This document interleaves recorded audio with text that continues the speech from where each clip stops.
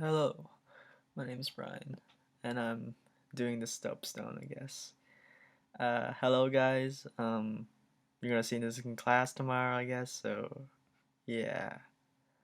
Well, first off, let's start with what is a soapstone. According to AP Central of College Board, soapstone is a strategy that describes for it's for reading and writing. Okay, and apparently start off by asking these questions.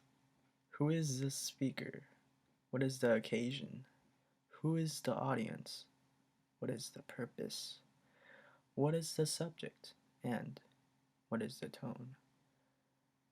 That's what that is the strategies for the soapstone. We're gonna apply these to the book known as The Grapes of Wrath. Hold on a bit. Doing chapter 11 of The Grapes of Wrath by this man here, John Steinbeck, the author of this glorious book.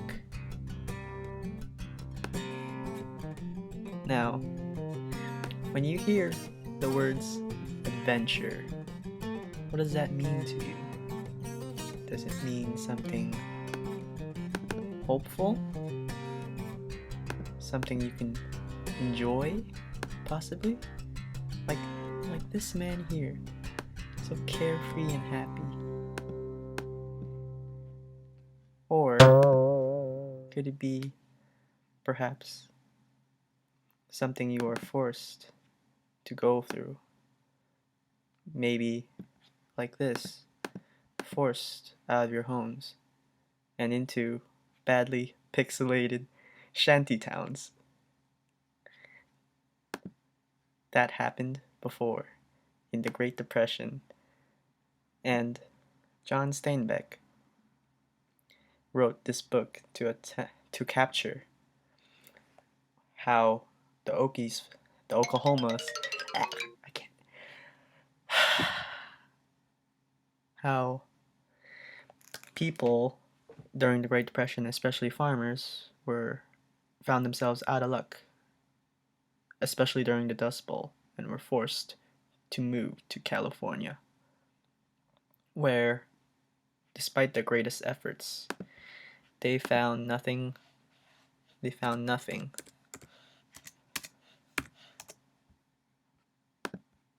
but dust.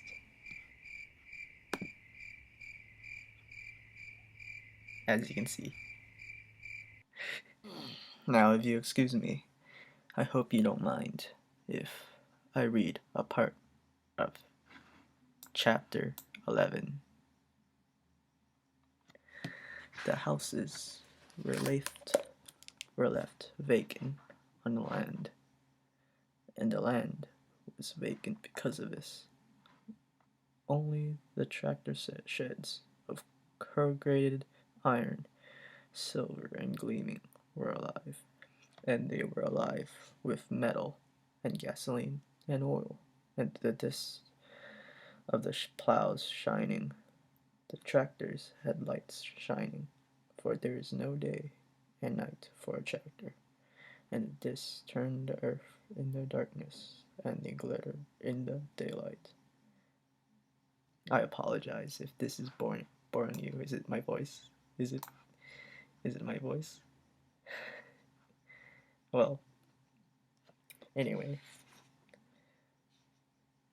And in the tractor, man, there grows the contempt that comes only to a stranger who has little understanding and no relation.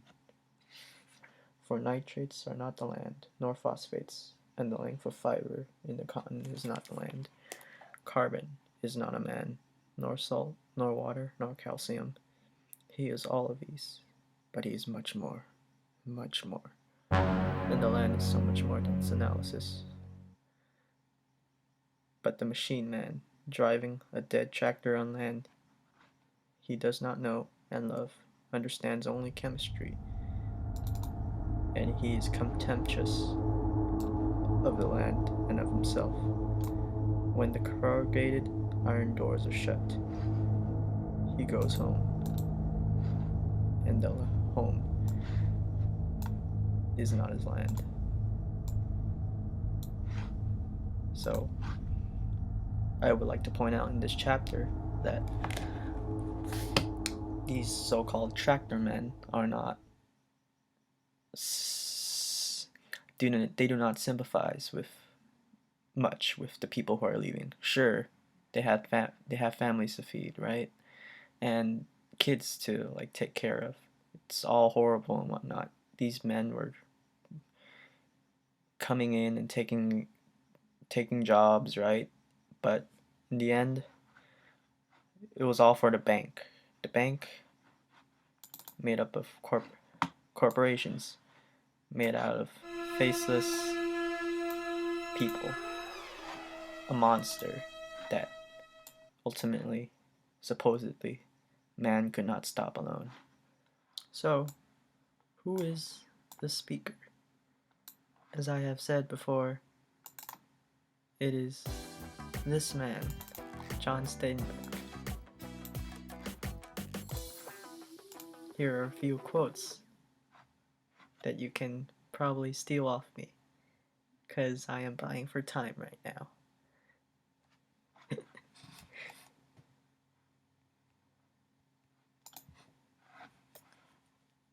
What is the occasion?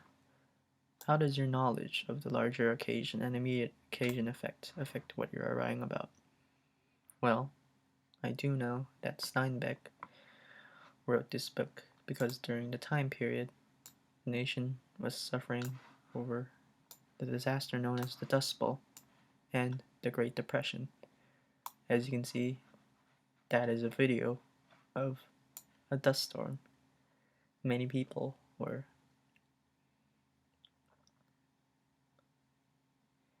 moved out of their homes, kicked out.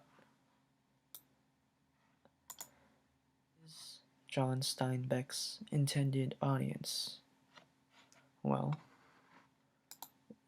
he meant for just regular old people to read his book, to learn of the many common plights people suffered during the Great Depression, especially when related to Oklahoma farmers. And many say that his book definitely achieved that purpose. The purpose, well, what is it? Trying to zoom in here. Well, that ain't gonna work out.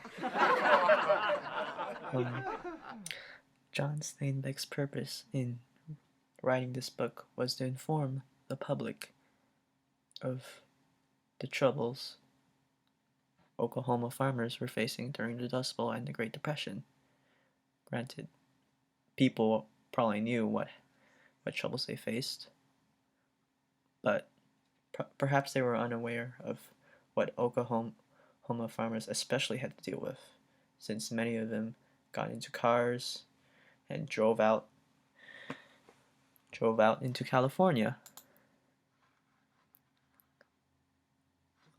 Chapter 11 was a really short chapter. Chapter 11 was basically talked about how people moved out of their homes to move mainly towards California and Oklahoma, and their houses, their possessions, their memories have to remain behind. The corporations, or the bank, as you might call it, has sent men to clean up the land, to clear up the land, to waste the land, to squeeze the life out of the land as much as it can before it runs out. And they describe these men as tractor men, right? And how carbon is not a man, blah blah blah. But ultimately, this kind of man, the one who doesn't like harvest the land daily, he doesn't know, who doesn't have the connection to the land as the farmers once did, he's killing it because in the end, he doesn't care about it because it's not his land. It also talks of how empty the houses are after the tractor men are done. As you can see, this is a picture of a house that was abandoned as well. Barren, empty. It talks about how when these people move out of their homes, kids, animals, they come around and they call that place their home. Well, not especially their home. The boys just come in, take like, little souvenirs, break windows, and eventually, right, everyone just leaves it be or gets it knocked down, knocks down, gets it knocked down, and then one day, weeds, animals, they come in and declare the house theirs, and it kind of gives me an idea that like while man necessarily came from nature's womb, right? Man then doesn't necessarily have control over land. Like nature, in the end, will probably persevere and retrieve what man has taken from her, whether rightfully or not so rightfully. Um, I hope you enjoyed this uh, angst-filled, awkward talk about soapstones. I feel really discouraged now. Give me a good grade. Thanks.